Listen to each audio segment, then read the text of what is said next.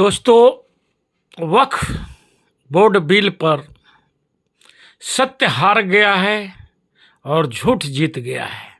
बहुत सी उदाहरणें मैं आगे आपको वीडियो में दिखाते जाऊंगा। इसकी कहानी की शुरुआत आपको 8-9 के समय से दे देता हूं, जब कांग्रेस सत्ता में थी और कांग्रेस जनता के लिए धराधर बिलें ला रही थी और यही लोग जो आज सत्ता में हैं उस समय विपक्ष में थे और वे लोग उसका विरोध करते थे। जैसे कि मनरेगा था, सूचना का अधिकार था, भोजन का अधिकार था, शिक्षा का अधिकार था। आज ये तमाम चीजें गौण हो चुकी है।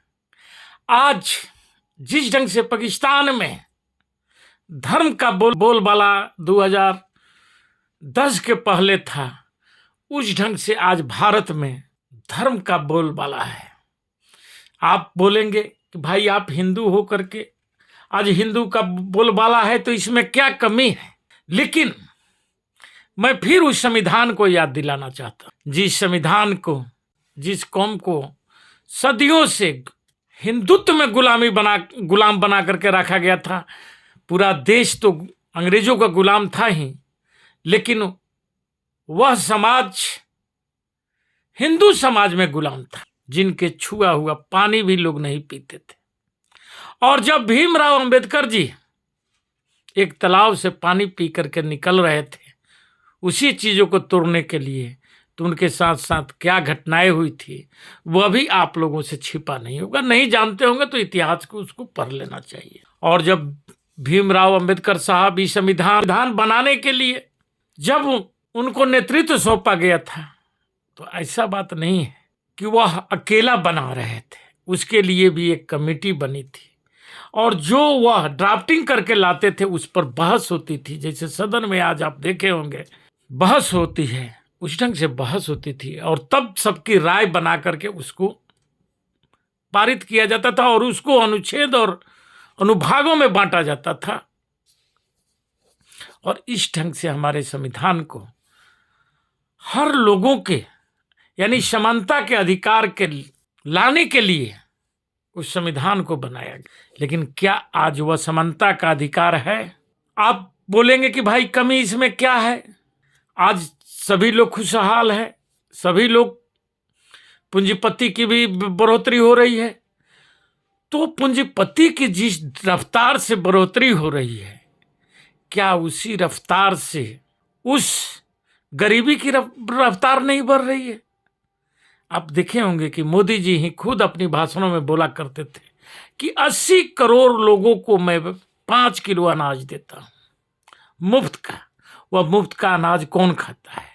जिनके पास कोई आय का साधन नहीं है, जिनके पास कोई रोजगार नहीं है, जिनके पास कोई अदर व्यवस्थाएं नहीं है।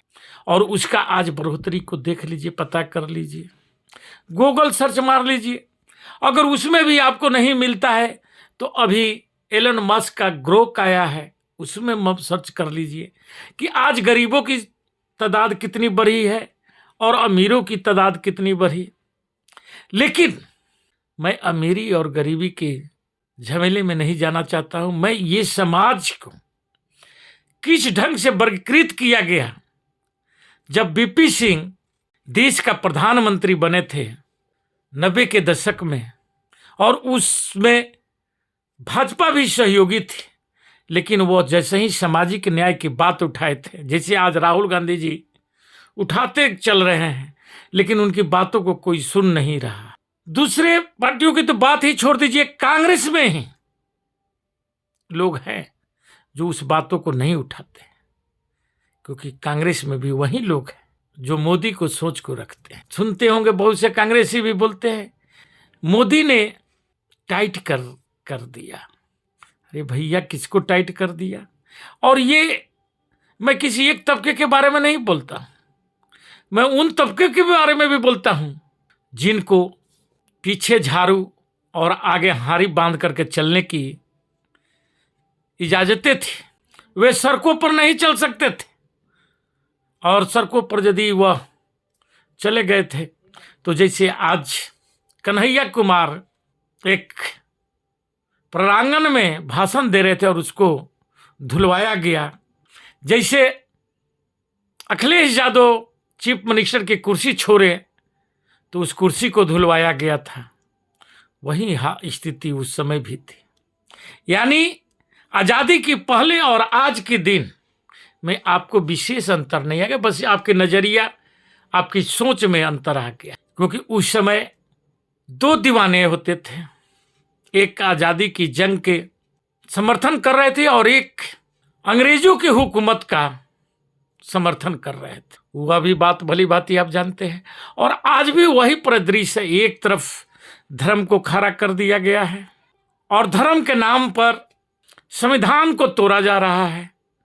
आप बोलेंगे भाई संविधान तो वैसे ही है, संविधान में तो बहुत सी अनुसंधान होते रहा है, उसमें फेरबदल होते रहा है, इसमें बुराई क्या है? लेकिन आज बुराई इस बात की हो रही है कि पहले एक नारा नैरेटिव सेट किया जाता है। जैसे एक नैरेटिव सेट किया गया था कि हर गरीब हवाई चप्पल वाले को हवाई जहाज पर बैठाया जाएगा और उस हवाई चप्पल वाले की सबसे पहले रोजगार ही खत्म कर दी गई। उसी ढंग से अभी हाल के दिनों में आप देखे होंगे कि सौगातें मोदी लाई गई और वक्फ बिल ला करके उनके अधिकार को छीनने की प्रयास नहीं बोलूंगा, छीन लिया गया। और उसका भी समर्थन कौन किए? वही लोग जो इस समाज के वोट पर आज सत्ता में है और वहीं उसका समर्थन भी किए। अब बात आती है कि वक्फ बिल चलिए आ गया, पास हो गया, जैसे 370 के बात हुई, पास हो गया, 370 पास हो गया। लेकिन आज भी कोई भी व्यक्ति जम्मू कश्मीर में जाकर के जमीन नहीं ले सकता है। उसी ढंग से इस वक्फ बिल का भी लागू होते होते काफी समय आ जाएगा। तब तक शायद आप ये समय भी भूल चुके होंगे और उस समय की सत्ता जो होगी उसको हम कोसते रहेंगे। हम ये पुरानी बातें को भूल जाएंगे। जैसे कि हम आज़ादी की लड़ाई को भूल गए कि सुभाष चंद्र बोस का विरोध करने वाले कौन लोग थे। सुभाष चंद्र बोस क्यों बोले थे कि आरएसएस को बैंड कर देना चाहिए? कौन से लोग थे जो सरदार भगत सिंह को फांसी पर चढ़ाए थे? कौन समाज के लोग थे जो उस समय भगत सिंह के विरोध में गवाही दिए थे और भगत सिंह और उनके साथियों को फांसी की सजा हुई थी? आज वही समाज बोलता है राष्ट्रवाद और उसका उपज आरएसएस से है। आरएसएस उस समय भी बोलता था कि अंग्रेजी हुकूमत से कठिनाइयां क्या है, ठीक तो चला रहा है, क्यों हम विरोध करें इसका? लेकिन कुछ लोग उस समय भी थे और खास करके बोला जाता है कि कांग्रेस के ही लोग थे, कांग्रेस के मानने वाले, कांग्रेस की विचारधारा को मानने वाले लोग थे जो इसका विरोध कर रहे थे। खैर देश आजाद हुआ, कांग्रेस सत्ता में आई, लेकिन कांग्रेस ने सत्ता में आते हुए भी सभी जो भी उस समय पार्टियां थी उनको इनवाइट किया, निमंत्रण किया और एक कानून बनाया गया था, एक संविधान बनाया गया था कि इसके आधार पर हमारा देश चलेगा। और यह बात रखा गया था कि जो यथा स्थिति, जैसी स्थिति आज़ादी के पहले थी उसी स्थिति को हम पूरे देश में बहाल रखेंगे।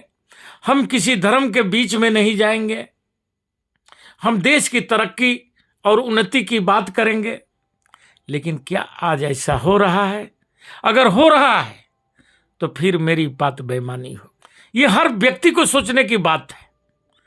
लेकिन अब सवाल ये आता है कि ये आजादी की जंग और संविधान जो बनाया गया था, जो सदियों से दबे कुचले लोग थे, उनको अधिकार देने की बात हुई थी और समय समय पर मिला भी, लेकिन आज उसको भी कुचलने के काम किया जा रहा है। मान लीजिए ओबीसी आरक्षण ही, जो 27% आरक्षण मंडल आयोग का सिफारिशें थी, क्या आज पूर्णतः लागू है देश में? अब 10 साल के इतिहास को देख लीजिए और बतलाइए अपने दिल पर हाथ रख करके